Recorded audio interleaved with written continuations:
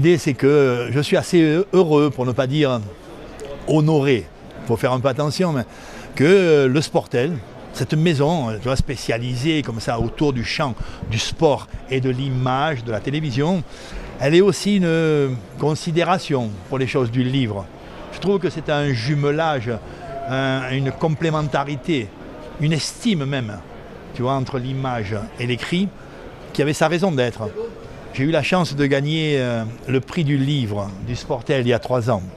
Voilà. Et cette année, la même a été tendue pour que je préside le prix du livre du Sportel, du prix du livre sportif, le prix du beau livre sportif, qui se caractérise par le fait que le livre récompensé aura une iconographie, c'est-à-dire un champ d'image assez conséquent et un texte quand même assez référent.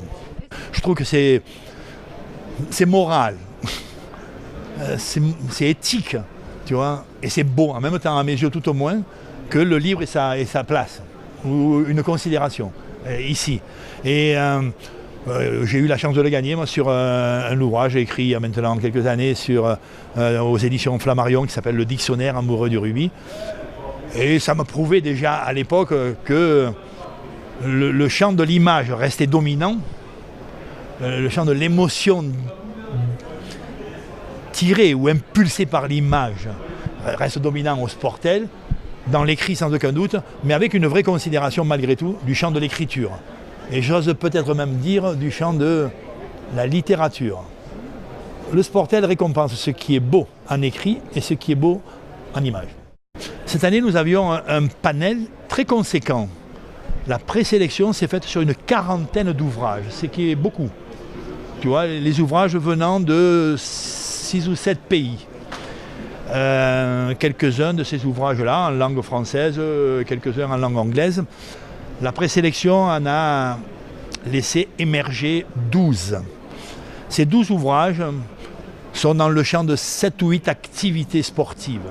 On a dans le champ des sports de combat, dans le champ de l'athlétisme, des sports collectifs, essentiellement le foot et le rugby, dans le champ du tennis. Voilà, tous les sports de fait, même si nos yeux et nos cœurs sont imprégnés, tu vois, d'un volume d'images plus conséquent, je ne sais pas, sur le football que sur le badminton. Tu vois, sur la boxe, plus que sur, je ne sais pas aussi, peut-être un sport de combat, sur le karaté. En d'autres termes, nous sommes quand même plutôt abreuvés, inondés, parfois même fécondés par des images sportives. Mais par exemple, là en termes d'images, honnêtement, tous les livres étaient bons ou très bons. Donc, tous les livres. Difficile à faire. Très difficile à faire.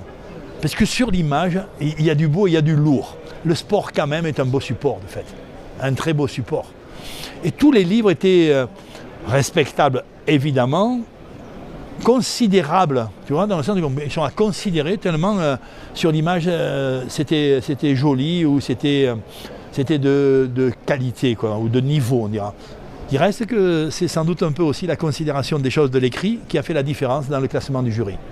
Le rugby des temps ou anciens, ou pas si récents, ou pas si anciens que ça, mais j'allais dire de la fin du XXe siècle, le rugby là était plutôt un rugby de créativité, plutôt un rugby où l'essence des relations humaines avait sa force, le respect de l'autre, l'enthousiasme relationnel, la générosité du sens du partage, le goût du courage, peut-être l'attitude poétique de certains, parce que tous n'étaient pas poètes quand même, soyons francs. Hein. Et dans le jeu de rugby, on a la sensation aujourd'hui que la poésie quand même c'est un peu marginalisé, pour ne pas dire a disparu.